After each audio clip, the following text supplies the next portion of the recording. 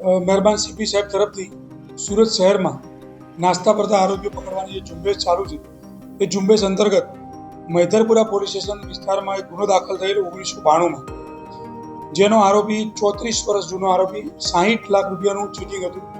જે આરોપી આજરોજ ક્રાઇમ બ્રાન્ચને બાતમી આધારે છત્તીસગઢના રાયપુરથી પકડી પાડવામાં આવેલ છે. આ આરોપીનું નામ છે બબ્બુ લક્ષ્મણ ધોબી. એની ઉંમર છે 59 વર્ષ, જે મૂળ ઉત્તર પ્રદેશના કાનપુરનો રહેવાસી છે. એ આરોપી એના વતનમાં એની પત્ની મરી ગયા પછી વતનમાં જતો નહોતો, એકાદ વાર વતનમાં જતો હતો.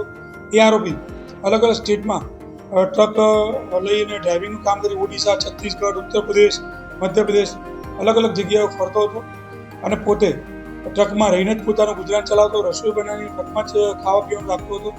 જેના કારણે આરોપી પકડવામાં ખૂબ જ મુશ્કેલી પડતી હતી. છેલ્લા 2 વર્ષથી આ આરોપી પકડવા માટે નાસ્તા પડતા સ્ક્વોડ દ્વારા ખૂબ જ મહેનત કરવામાં આવેલી અને આખરે એવી માહિતી મળતા કે આરોપી રાયપુર છે, તો ટ્રકનો નંબર મેળવી 250 કિલોમીટર ડ્રાઈવરનો ટ્રકનો પીછો કરી અને આરોપીને પકડી પાડવામાં આવેલ છે અને આજ રોજ ક્રાઇમ બ્રાન્ચમાં લાવવામાં આવેલ છે.